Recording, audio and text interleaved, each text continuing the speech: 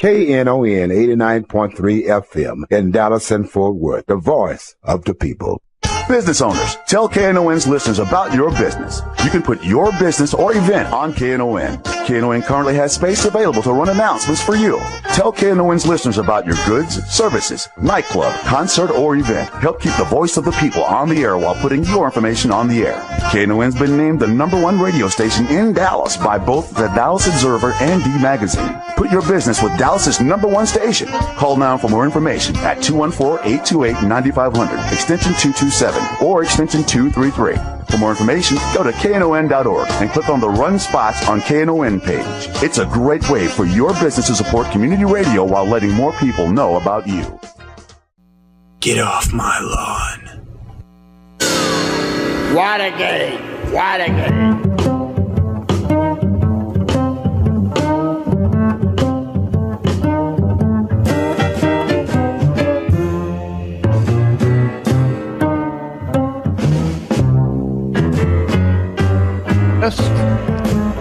With Get Off My Lawn. Hey, Jim. How are you? Doing well. How are you? Eric?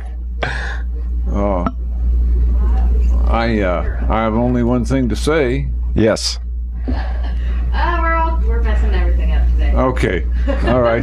Well, I have something else to say. Okay, say it, Jim. How are you doing? Doing well. What's been what's up this week? It's the same story as last week, right? Yeah. There's maybe there's other news going on.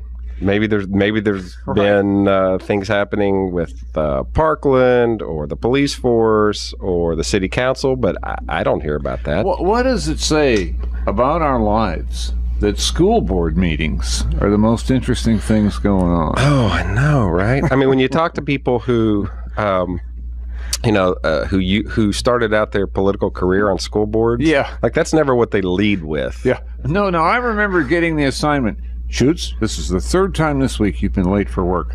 Cover the school board tonight. Right.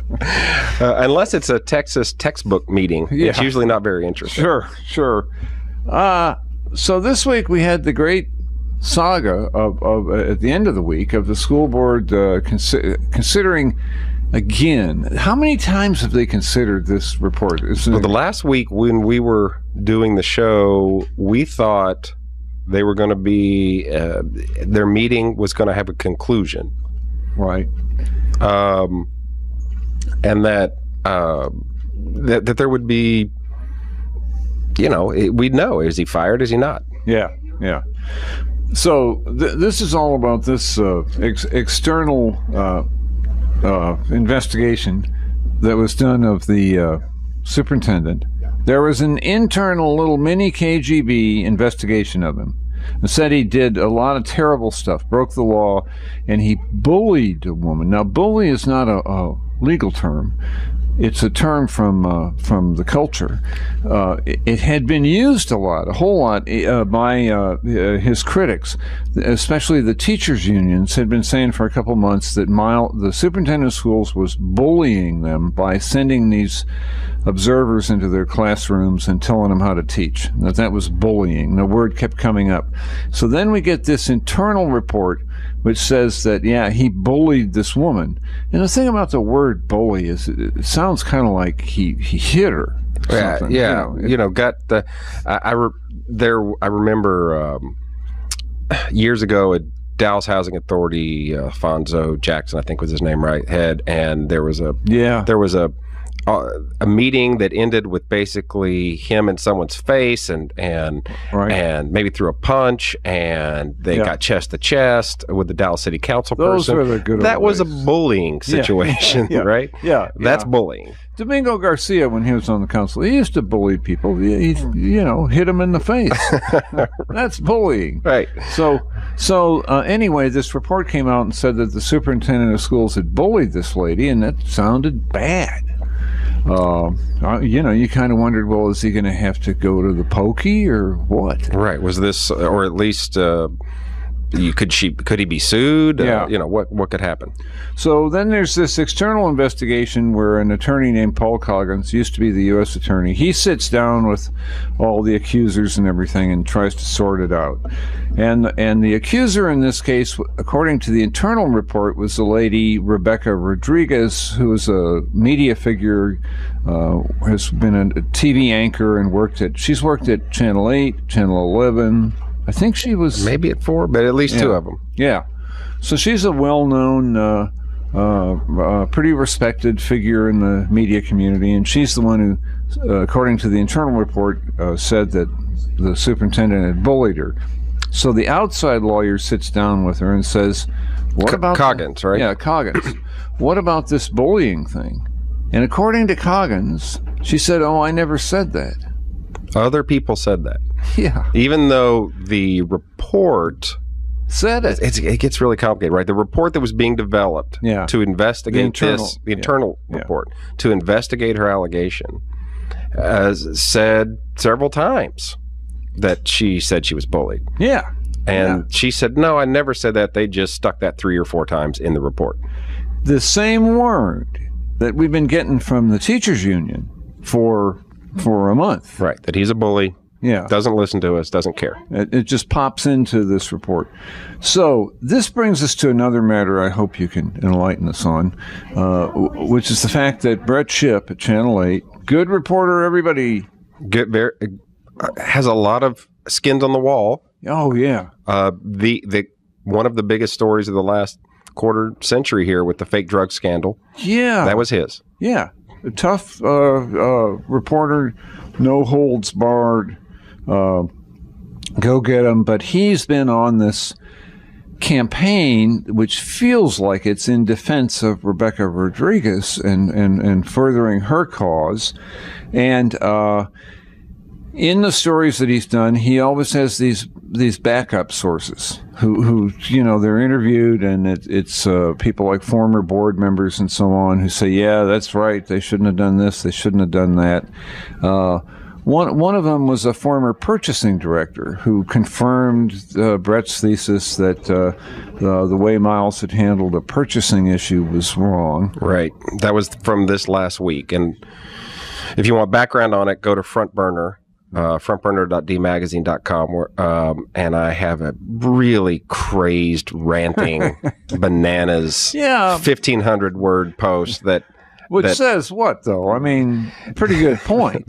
that says that story seemed like one more attempt to put a nail in Miles' coffin, to me it was, because it was mostly, as the kids say, bullsh. Yeah. And what was it you discovered? Brett had on Channel 8. He had this former purchasing director who said, "Oh yes, so these the way this was the way this contract was handled because again it's so complicated, right? Because they keep changing their target. So they were." Once Coggins found that all of those allegations were silly, right? He said, "Well, let's turn our attention to some other things, including." And the board apparently directed him to, when they found out that they weren't going to get any traction on all these serious charges, and they said, "Let's go look at this $24,000 consulting contract that has been put out for bid, which is called a process called using an RFP. That's a request for proposal. Right. And that means, hey, here are the guidelines. Who can fit in these guidelines and do this job, and we'll give you that work. Right. So, what they tried to do was say that process was rigged.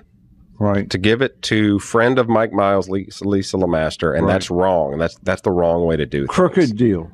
Yeah. And so to back that assertion up, Brett brought on a former purchasing director for DISD. Who should know better? Who's the kind of guy who would put together RFPs and knows the process. If you're watching TV, you think, well, man, that guy sounds, he would know. He would know. And I'm sure he does know. Yeah. I think reasonable people could disagree whether or not that process was sort of the way things work in the world, or something that you shouldn't allow your superintendent to jimmy with. My problem was, I said, that name is gnawing at me. This person, why do I know that name? The purchasing guy. And it turns out the guy was resigned from he was the former purchasing director. He resigned from DISD because he was in charge of the department when made an enormous $10 million error that cost DISD $10 million that it didn't have to pay because it just didn't take care of some basic form filling out and take advantage of federal funds that were right there for it. It was a huge mess up. And the guy goes flying out the back door. He resigned. The person who was supposedly responsible resigned, and they went before the school board in that matter and said, we're so sorry that we just spent $10 million. We don't have to, of taxpayer money. This is not acceptable, and we're moving on. And that's the who says, that $24,000 contract in this situation doesn't look kosher to me. So you're looking at... which is fine, by the way. He may be right, but you need that information of who this person is to put it in context. Yeah. You got to have a line which says, Mr. So-and-so, who was recently fired, or not recently, but who was... Resigned in 2010. Resigned, I'm sorry. Amid a $10 million screw-up. Yeah. Then when you say that, and that's in your copy, maybe your news director says, hey... do we have anyone else? Yeah, you're using this guy to back it up. There was another thing I came across in that same story. The person that Brett also used to back up these charges was a PR lady named Dora Tovar. Right. I'm not sure that's the right first name. Dora? That's right. Tovar, okay. And she was on the air saying, this whole thing where Lisa LeMaster got the contract was very... there was a lack of transparency, which means crooked. And, right, that's code. And it wasn't done the right way. And Lisa LeMaster had an inside line on it, and it was all fixed. So I called Dora Tovar up, and I said, I know what she said. She said that Lisa LeMaster wrote the RFP. Right. Well, I had a conversation. It's not that you don't trust people, but you like to just sort of ask the question directly. I had a conversation with Lisa LeMaster in which I said, is there any way, shape, or form in which you wrote, contributed to, or it's going to come out 2 weeks from now that you, I don't know, hypnotize somebody? And do you have any connection to this at all? And she said, no, none. And then she told me a bunch of stuff which seemed to prove up her case, that she couldn't even understand the RFP when she got it. Right. So anyway, I called Dora Tovar. I say, so what do you think Lisa LeMaster did? And she said, she wrote the RFP. And I said, really? Which is a leading response. Right. And I said, how do you know that? And she said, well, Brett showed me the documents before we talked that proved that she did it. And I'm thinking, Brett didn't show me those documents on the air. Right. Those documents those were not part of the story. No. Was it a note? Yes, I did it. Signed, Lisa. Right. It was a storyboard with a picture of Lisa, and then it was a picture of a pencil and some paper, and then a completed RFP. And then another frame with a big red X over Lisa. Right. So there's another instance of pushing this story pretty hard. Yeah, and I hope that one of the things we do on this show is pull back the curtain a little bit to say how these things really work, right? Yeah. In that same piece, I was mean to Tovar, and because I was angry that what I thought was, this idea, and as I've said before, I have no allegiance to Lisa LeMaster. I think she's done some things that obviously she's worked with a lot of big names in town, and personally, I disagree with her on a lot of the things she tells people to do. That said, she's worked with DISD superintendents for 20 years. Right. She's also has skins on the wall. So if you're going to go in and say this was clearly rigged, then you better be able to go look at my skins. I'm very much qualified to do this, to go into this political hotbed, into this inner city school system that is on the news every day, and into that, that den of snakes, and I can help lead people and tell them how to communicate what's going on and get above that den, right? Right. And I just said, I just don't see that in your background. I said it in a really mean, snarky way. In Tovar's background. In Tovar's background. And so, and I look, today I feel bad about that. Partly because it turns out that someone I'm very close to is friends with her that I didn't know, and then I ended up getting yelled at a lot that day. But that said, I also feel bad hearing what you're saying, because if she was led to believe that and said it because she was led to believe that, then I feel extra bad because then she might have just sort of said, well, this story is going to come out that she wrote it, and so I'll go on the air and I will say the same thing. You know that deal where the person that you're close to is not pleased with what you've written? We have a deal at our house where I say, did you read my stuff today? And she says, no. And I say, okay, good. That's not, well, here's the problem, Jim. That she never reads my stuff. Oh. But then she gets a text from somebody that says, did you see what Eric wrote? Yeah. And then she goes on. That's dirty pool, by the way. And then I get, right, well, that's what happened. I mean, and then I get the text that says we need to talk. Yeah. And so I get yelled at. So I very much, it concerns me if that's the reason she thought that is because she was led to believe that by Brett. I don't know, but that's concerning. Yeah, I look, this is a business I don't know much about. The other thing that struck me when I saw her on the air was, I thought you guys didn't do this in public to each other. Well, that's the other thing. That was my argument, was this is a communications expert. If you're going to it's the same thing with Rebecca Rodriguez. I was pretty harsh on my take on this situation in regards to her. But if you're putting yourself out there and you're making these allegations, then you better be ready for someone to come and take a look at you in a harsh light as well. Yeah, because it's easy to just see these people as caricatures, as not real people. Mike Miles isn't a real person. Lisa LeMaster isn't a real person. This is their job, and so I'm all for getting rid of people on the public dime who are evil, who are screwing up, who aren't interested in doing the right thing. But we better be sure. Yeah, and usually if they're really evil. I'm thinking back to the Bochet thing, which was about computers and a big corrupt deal. If they've really done something bad, you'll find a large boat somewhere. You'll find a house in Santa Fe that they weren't supposed to be able to afford. Right. This other stuff gets pretty subjective. So are we going to, you want to come back after this break or just leave? I'll come back. Okay, all right, I will too.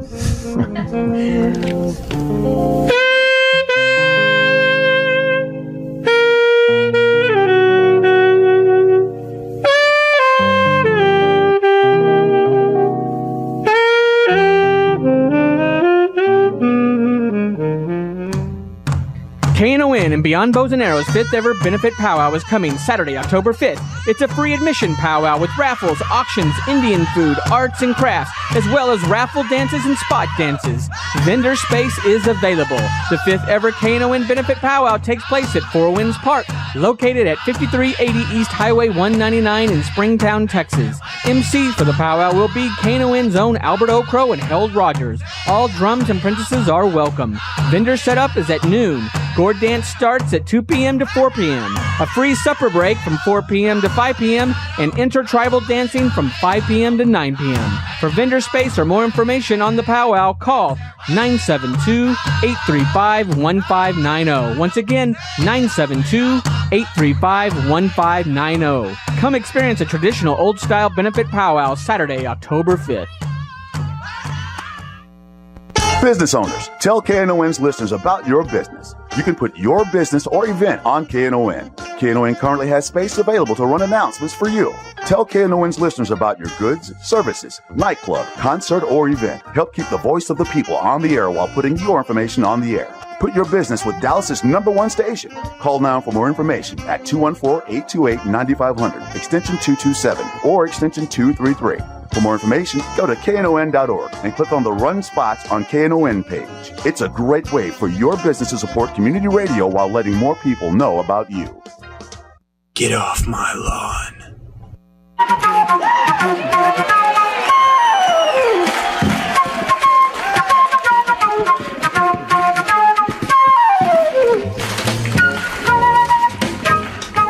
Jim Schutze. Sorry. And Eric Celeste. You okay there, Jim? Get off my lawn. The one thing I always say about these deals is follow the money. But anyway, we'll come back to that. We got Tony hanging on line one. Tony, how are you? Good morning, gentlemen. How? Hey, Tony. What's up? All right. I want to make a recommendation first. Betty Cobra is based on y'all side. I would like to hear y'all interview her on your show next week to support a lot of things you're saying. Because she was on the radio the other day, and she said she filed 3 or 4 complaints against the school board for violating Mike Miles' contract. My comment is this. I think that Mike Miles got put in a situation that he didn't understand he was getting into. And correct me if I'm wrong, but Ernie Duncan recommended Mike Miles for the position, who gave the information to the mayor. Who did recommend him? What I heard from 2 different sources that Ernie Duncan, the Secretary of Education, recommended Mike Miles for this job in Dallas.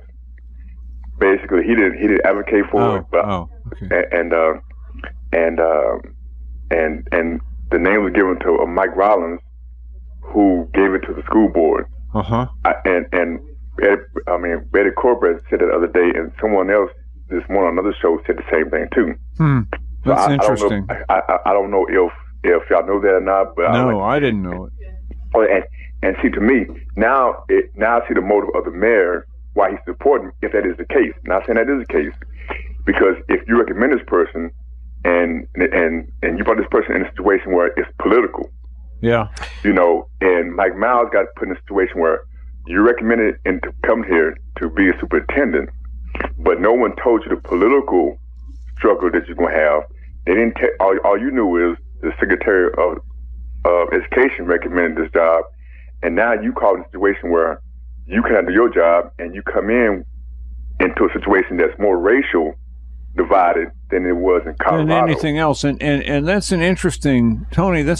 If you're right, because here are 2 guys, Arnie Duncan and Mike Rawlings, who wouldn't know any of the racial ramifications or the history. They just wouldn't know it. Rawlings was still trying to figure out how to be mayor at that point. Yeah.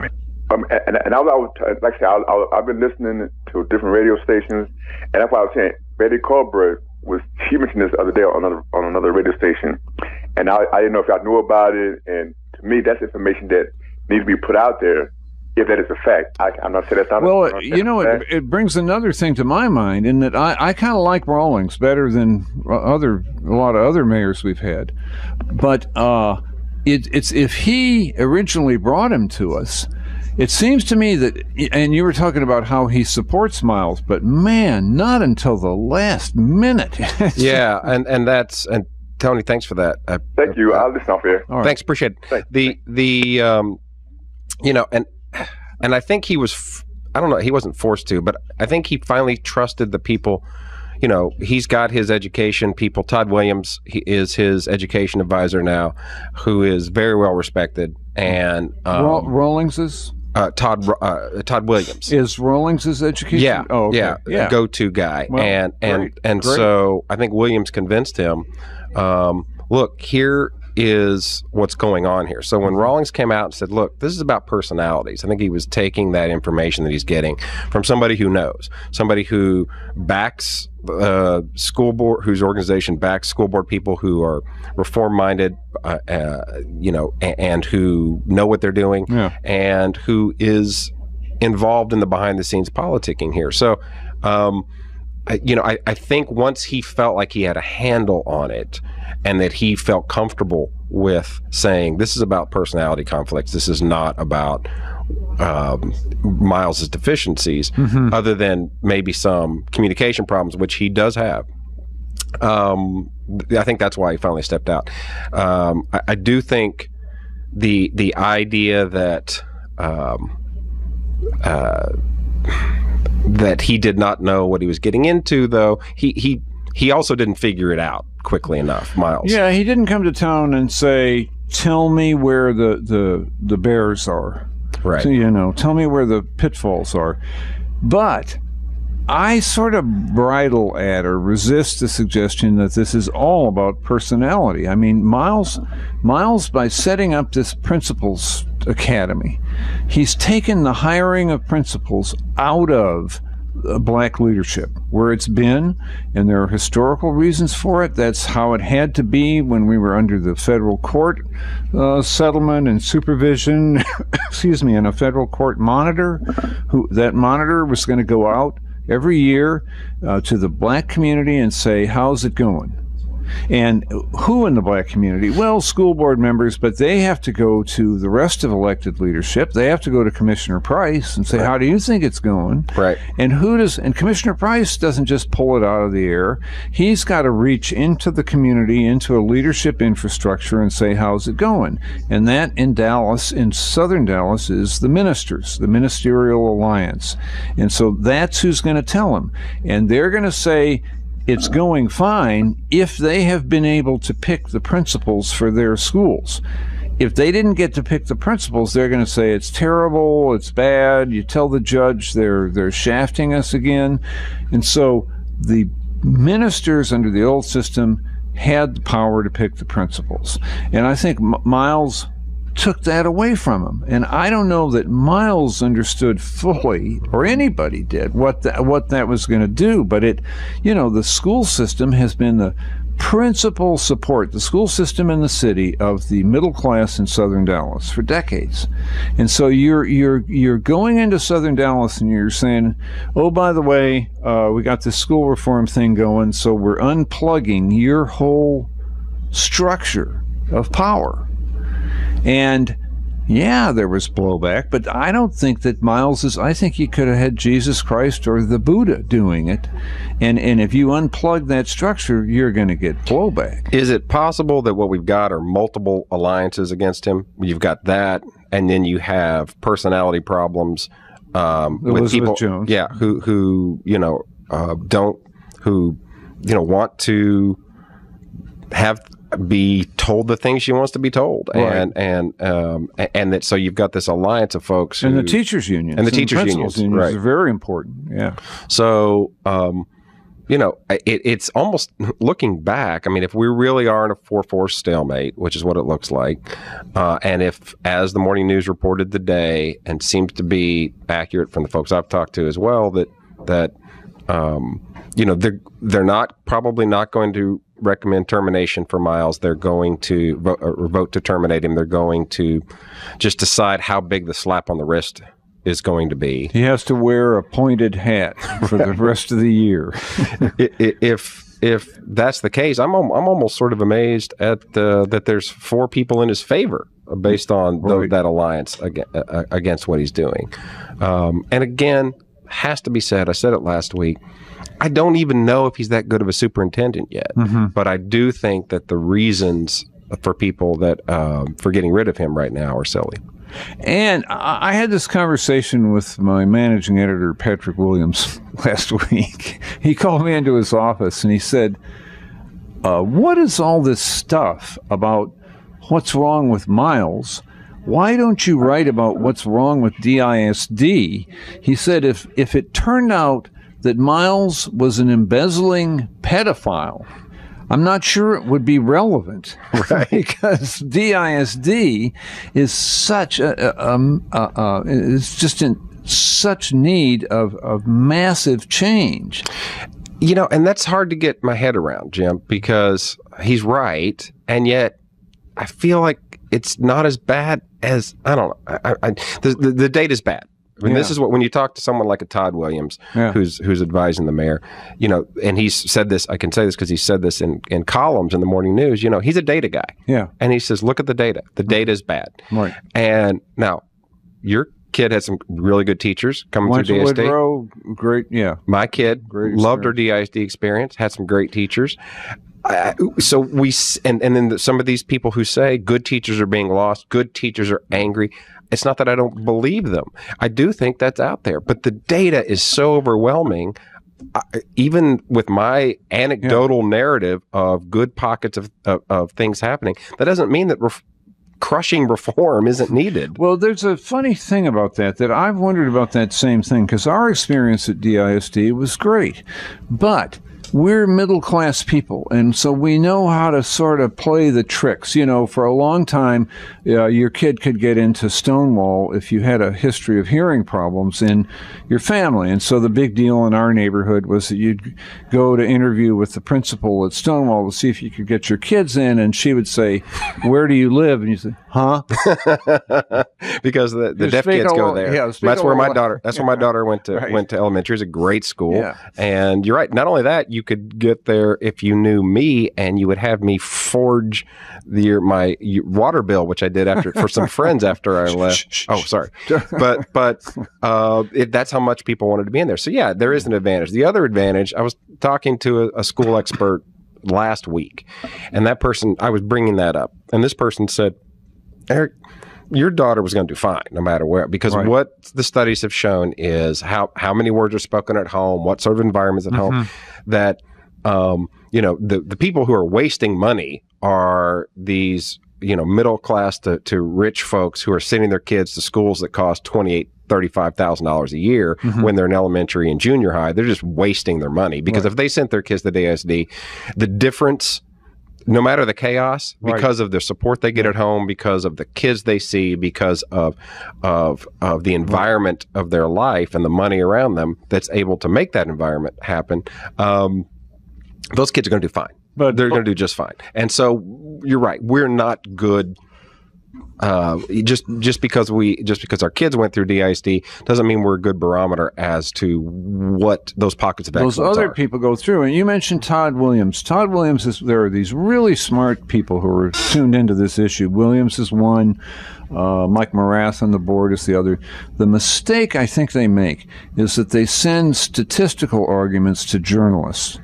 It's never a good idea. And that requires some of those skills that we're not great on. But Williams sent me a really interesting argument, or maybe it was in a comment he posted about the standard deviation of performance of kids in the toughest schools.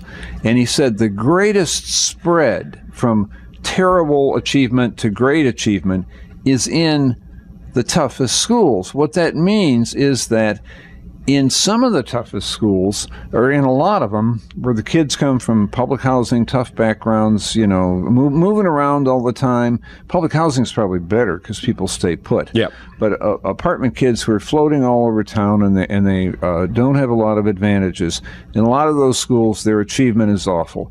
But in some of them, it's much, much, much better.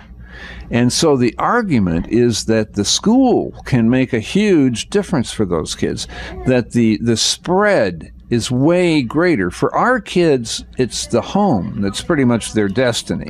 And for the kids with really poor backgrounds, they need a great school, is what you're saying. The school then and the teacher is the destiny driver. And that, once you begin to see that, then you realize, oh man, this deal of who's the principal and who are the teachers is really, really important for these kids.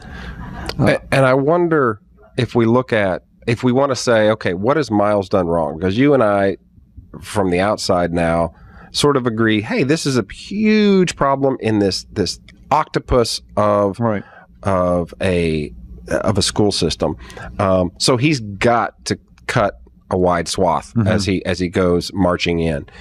Maybe we're wrong about that. Maybe there are people who can tell us. Maybe if he is able to survive, he's able to maybe he'll listen a little more. And I don't know if this is right or wrong. I'm just throwing this out there.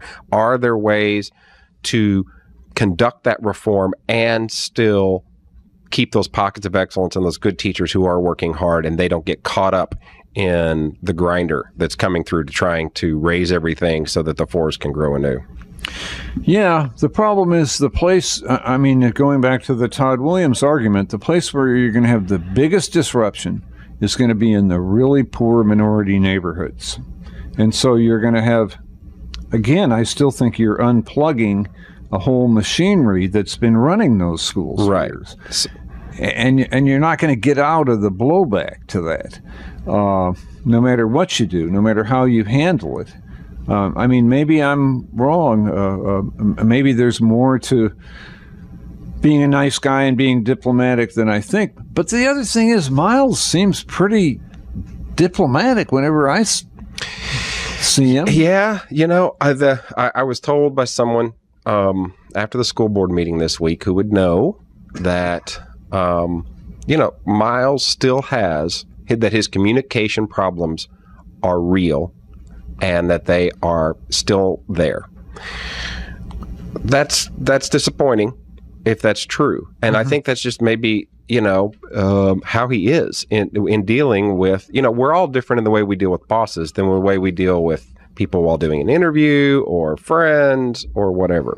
And maybe he bristles. And maybe he bristles because he just, maybe he's like me. If I was in that room, I would just want to go, you are seriously telling me how this works? So maybe he's bad about that.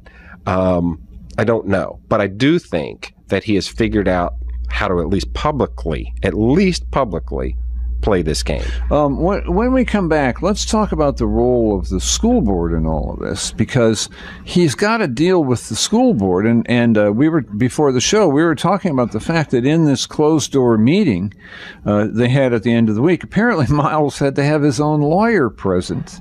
That's an indication of strained relations. How would you like to say, yeah, boss, great, I'll be right there. I'm glad to have a meeting with you. Do you mind if I bring my mouthpiece in? I'll tell you, when we come back, I'll tell you a story about sitting in on that sort of a meeting with a lawyer involved. Okay. All right. See you later. No, I mean, we'll be right back. See you.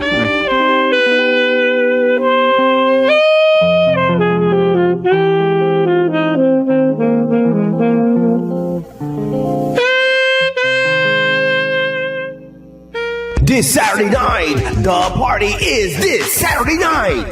This is Louisiana Red, and I'm celebrating my 16th anniversary on KNON. This Saturday, September the 21st, at the Sons of Herman Hall. Joining me this Saturday night will be my good friend, TJ Hooker Taylor, son of Dallas Blues legend Johnny Taylor, Little Jimmy and the Feedback Band, and James Butler. This Saturday night, we'll have a free fried chicken dinner from Henderson's Chicken.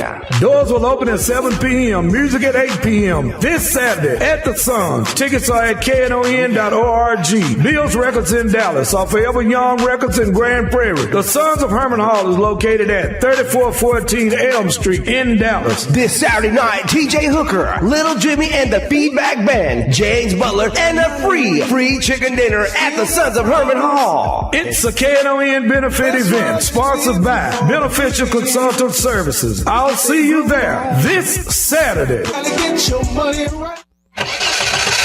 If it's time to get rid of your old gas guzzler, the KNON Vehicle Donation Program can help. There's still a market for those old vehicles, and if you donate it, you're helping to support quality programming here on KNON. Just call 877-KNON-AUTO or go online to knon.org. We'll take care of everything from pickup to tax paperwork. That's 877-KNON-AUTO or online at KNON.org. Get off my lawn. I take one now.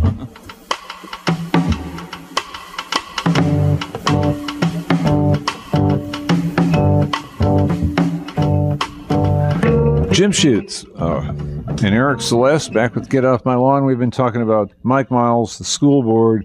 We were talking about how apparently the superintendent had to take his own lawyer into the last meeting with the school board. And Eric, you had a story about...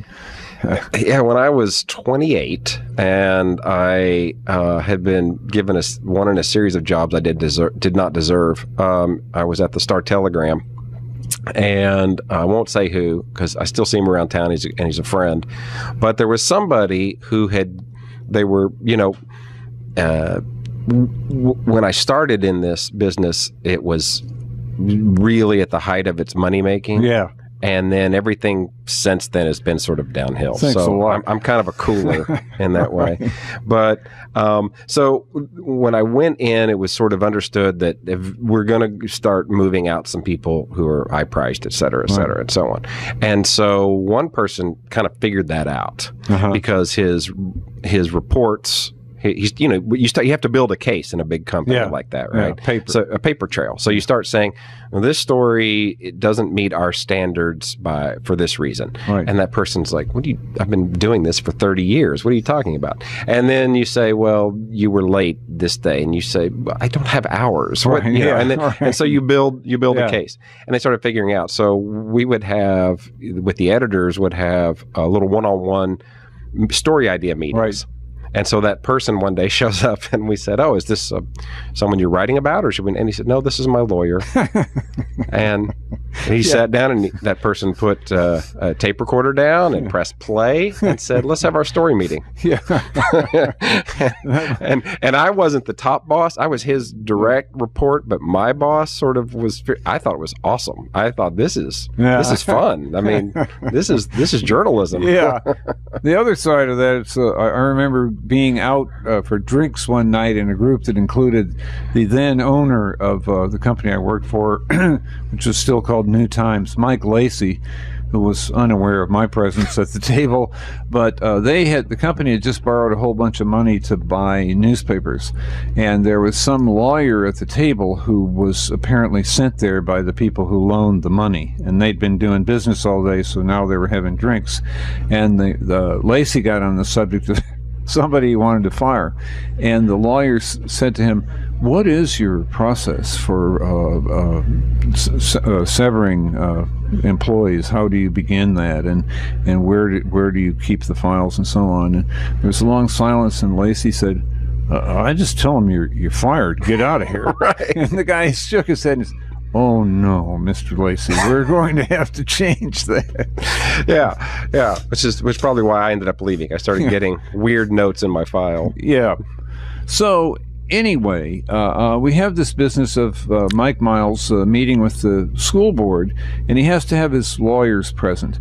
Now, before the show, we discussed an issue that some definite insider commenter brought to the blogs, which was, let's say they fire Miles. Let's say they fire him, or they force him to quit. And they say it's because you didn't maintain a good relationship with us. That's part of the contract. It says in your contract, maintaining a good relationship with the board is one of the things you have to do. And so if they said that you didn't do that, we have reason to fire you. That's the argument they're making. And so then let's jump ahead a chapter and say now we're in the courthouse and Miles is suing him. He says what? I think it was on y'all's blog in response to your story. And like I said, commenters, it's sort of like panning for gold because so much of it is noise. And then you see one and you go, oh, I hadn't thought of that. Right. Thank you. This person seemed to know what he was talking about and said, in that setting, in a workplace suit like that, if the contract says maintaining good relationship between those two parties, if that's part of the contract, then that's incumbent on both sides. Right.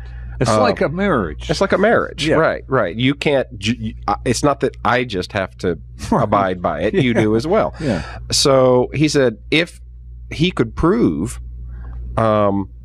they fired me for doing exactly what they're doing to me. If they were going and leaking to the press, if they were we don't even know that he did that, but that's what they're alleging. Right. If he could say the things they said I did, they've been doing since I've been here, that nullifies any complaint they have legally. And I don't know if that's true, but it was very interesting. Well, and it would suggest maybe when you have a closed door meeting, bring your lawyer. And here's a thing that struck me. Let's say you get to that point where he's saying, these guys did all the same stuff they accused me of. I happen to be aware, I have to be very careful about this, but I know... You're involved. Of course you have to be careful. You're orchestrating all this from afar. Right. But I happen to know somebody who's very...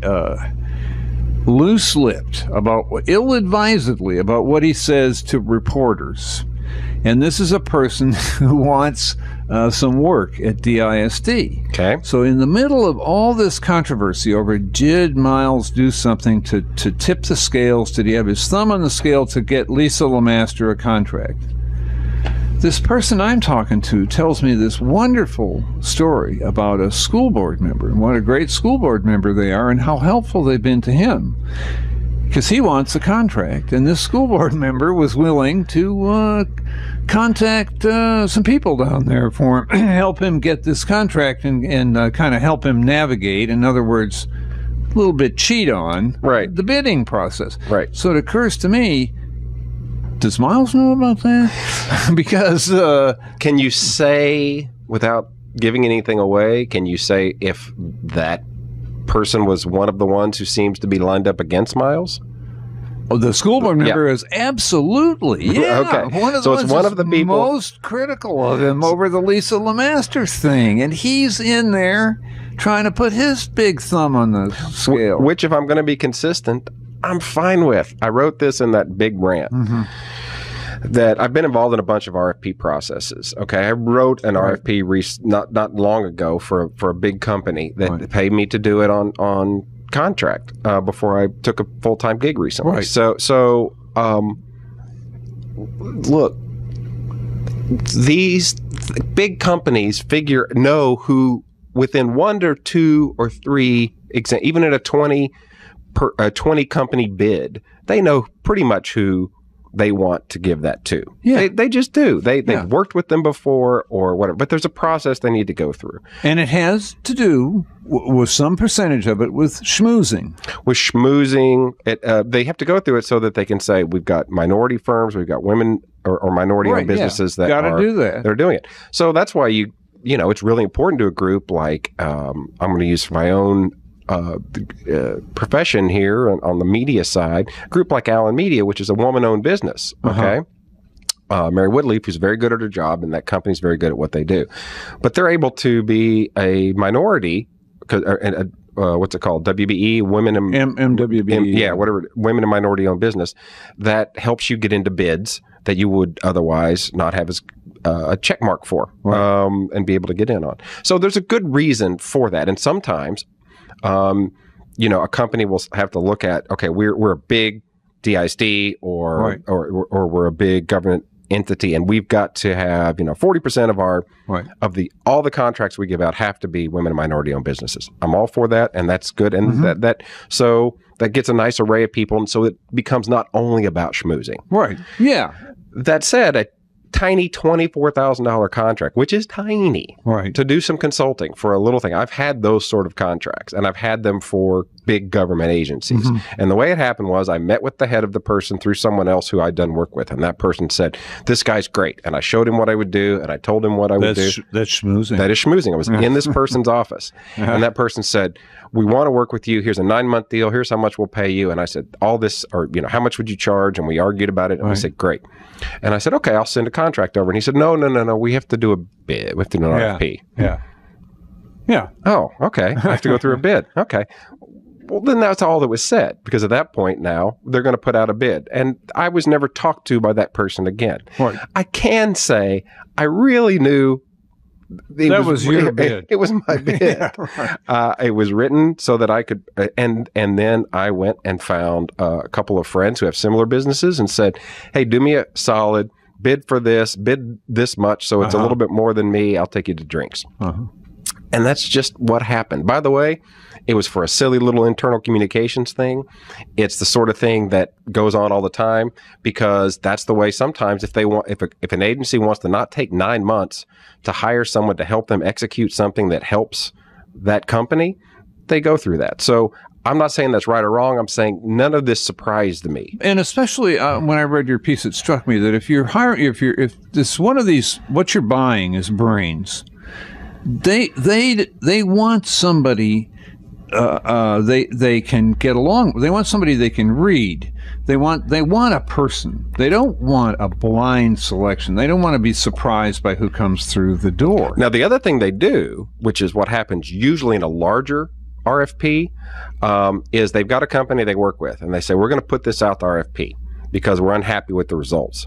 And so what happens is they get 6 or 8 great companies to come in. They all present. They give great ideas for how to solve this problem or create a solution. Right. And they go, God, these are amazing. Here are the 3 best ideas. You know what? We're going to hire the people we already used because we're comfortable with them. And they do that 90% of the time. And then they go, okay, guys, you almost lost this, but we got all these great new ideas from this bid process. We're going to give you. We're going to give those to you and do that. And that happens all the time. Well, the other thing that struck me after reading your piece was that since these are the realities, people do schmooze, people do try to get to know each other. RFPs are aimed at not just what they want, but who they want. And this goes on all the time. So if you decide you're going to get super technoid about it, and you're going to get super nitpicky, and you're going to sack Miles because you found these little indications that there was some intent here, and you wind up in court, and it's a question of, okay, what did I do? What did you do? He's going to be able to go back through tons of stuff. That there's nothing out of the ordinary, that school board members have asked people to steer things to people who they know all the time. The other thing is that was in that story, I can't remember which story it was now. I think it was Ships, but it was how, Miles said let's keep this under $50,000. Yeah. And then the next graph was, if it's under $50,000, the board doesn't have to approve. Like that's breaking the law. Let me tell you, I was told, I guess last week, before that ever came out, and that's why that really jumped out at me. Right. I was just having a conversation with someone at the ISD who knows the inner workings. And that person out of nowhere said, by the way, why almost nothing is over a $50,000 bid, right? Because nothing will get done. And that's why things that should be, and this person used the janitorial services, most places contract with really big janitorial firm or custodial firms so that those people can go do background checks on your behalf so that they can do this efficiently for one cost. But that's such a mess, then they just let the schools go out and hire people so that they can do it in increments under that, which creates a bigger problem, but they just don't want to have to go through the meddling school board, so that the school board, who knows nothing about custodial contracts or which companies they should use, are going to come in and tell them. That was an example that I was given, but they said that's true in all of the departments there. So, okay, Miles said keep it under $50,000. Let me tell you, that's going on again, if this went to court, that's going on all through that system. Yeah, and so if it goes... Again, just to avoid the school board, because they make their job harder. Right. But if they sack him, and if he sues, and I would say the fact he had his lawyer in that meeting, that doesn't look to me like he's intending on going down easy. If he sues, then we have what? We have a parade of school board trustees on the stand with their hands on the Bible. Right. Right. Did you do this? Did you do that? Yeah. Now, the fun thing would be, the reason I would enjoy that is then a lot of folks who have to cover this day to day, and look, they have a much harder job. I can just lob opinion bombs from the sidelines. Right. They have to go cover all aspects of this every day. Then they have to go to these people who've been feeding them this information and go, okay, now this is a little awkward since you've been my main off the record source of this but I'm now being told you did all these things too. Right. So can we talk about that, since this is I would enjoy the heck out of watching that. Sure. As we say in journalism, we make friends so that we will have more people to betray. So does he, bringing that lawyer in suggests that I think this is just an opinion. Tell me what you think. I think there was a feeling that if enough heat was generated, a feeling among the people who, the teachers union puts a letter in the morning news, and they come out on and leak this stuff for the TV station, and they leak this stuff for the morning news. And if we put enough heat on, enough public heat, he'll just give up, go away, and he'll go away. You say this isn't worth it. I can't even have my family in town. I'm going home. Do you get the same sense? Yes, I think that absolutely that this is a learned lesson in Dallas, that if you stack up enough little pieces of wood, finally you'll have enough fuel there. Right. And what's different, he gave this speech at that meeting that was very moving. But what you heard in it was a guy who's got this serious vision for what he's going to do. And those kind of guys, for better or for worse, don't go away over the little stuff. I'm laughing because I wasn't there. Because why would you be? I know you were there, but if you don't have to be, I was home watching football. I think. Was I feeling sorry for myself? Go ahead. But so I was following it on Twitter, and I'm laughing because that moving speech you said, as it was going on, I only knew it was going on because people were tweeting, "Oh, Miles is giving this speech now," and I was just laughing because I remember I'll have to go back and see what it said, but Brett Shipp's tweet about that was something about the only thing it said was Miles takes no responsibility for not having for his violations of policy. Right. I sat next to Brett during a lot of this. We're supposed to hate each other because of the different takes on this stuff, and we don't. And there was other reporters sitting around. I was full disclosure, I was texting Brett during it. We were having a laugh. Yeah, he told me he was. And Tonnell Hobbs and Matthew Haig were sitting there, and I think it was Shipp who at some point leaned over and said, "Well, it keeps us all employed, doesn't it?" Right. Well, and that's what people don't understand. And I do appreciate folks who understand that this is we're having really intense arguments about this because we think it's important. Yeah. But it's not personal. Yeah. Everyone likes Brett, and I like Brett. You like Brett. Everyone I know who's ever dealt with him, people who've been screwed by him, kind of got. Well, it's the same. Do you remember with? I always thought it was amazing that people would sit down with Laura Miller. Yeah. When she was an investigative journalist, because Laura was so charming. Yeah. And that's what would happen. They would go, "I think she really likes me." And then they would open up the paper and it would just be destroyed. Right. So that's maybe that's part of the gift. Yeah.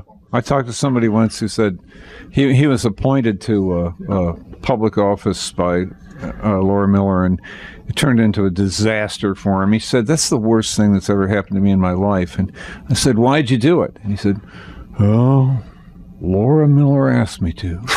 Right. And, she sprinkled the pixie dust and smiled, and you did it. Yeah. So, we'll see if... so it looks like, by September 30th, they're going to make a decision. Yeah. Whether or not to fire him. And it sounds like they're not going to fire him. They're trying to figure out how hard to slap him on the wrist. Right. Next November, we're missing a school board member. So next November, they elect one. And all the talk I hear is it's going to be a pro-Miles member. So then, supposedly, he's got 5 votes on the board. I don't know about the guy, Dan, whose name the guy, Machete, whatever. I can never pronounce it. Mackinac. Right. Yeah. I think he's really kept it close to the vest. Yeah. There are people who think but then there are good friends of his who say, "I don't know what he's going to do." Yeah. Yeah. And he won't talk to me. Get off my lawn. Thanks for listening. We'll be back next week. See you then. Bye-bye. You're in the city now, my friend. Yeah, but he's walking. Walking where? Where's he going? KNON 89.3 FM in Dallas and Fort Worth, the voice of the people. Business owners, tell KNON's listeners about your business. You can put your business or event on KNON. KNON currently has space available to run announcements for you. Tell KNON's listeners about your goods, services, nightclub, concert, or event. Help keep the voice of the people on the air while putting your information on the air. KNON's been named the #1 radio station in Dallas by both the Dallas Observer and D Magazine. Put your business with Dallas's #1 station. Call now for more information at 214-828-9500, extension 227 or extension 233. For more information, go to knon.org and click on the Run Spots on KNON page. It's a great way for your business to support community radio while letting more people know about you.